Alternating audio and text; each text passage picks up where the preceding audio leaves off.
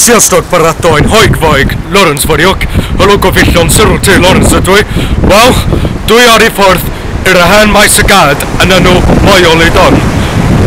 Wel, os ti'n gwybod am hanes Hwngari, bod am 1479 mae ganddyn nhw Kenyérmező, ac yn 1476 mae ganddyn nhw Szabács, ac hefyd yn Glabawg mae ganddyn nhw Waterloo, ac ar y llaw arall mae yna lot o maes y gad yn araws Hwngari, lot ohonyn nhw yn bob man. Ond rwan, yn Cymru, mae gennyn ni hen maes y gad, buddugoliaeth y Cymru, ar y hen maes y gad ond Sir Fon yn enw Moel y Don. Reit o, hanes Moel y Don, oedd Moel y Don wedi digwydd yn o 1282, dwi'n credu mis Mawrth, dim ond 6 mis gan Olaf.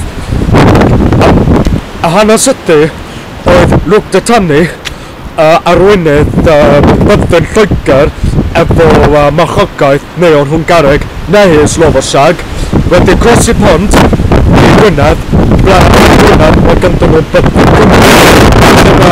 byddin Cymru wedi curo byddin lwg dy tannu, a wedyn oedd y pont rhwng Sir Fon a Gwynedd wedi diflannu, a wedyn oedd byddin Lloegr wedi boddi mewn dŵr.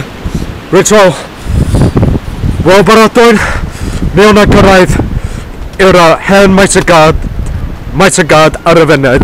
I lach dywed yn hwyl yn y tro.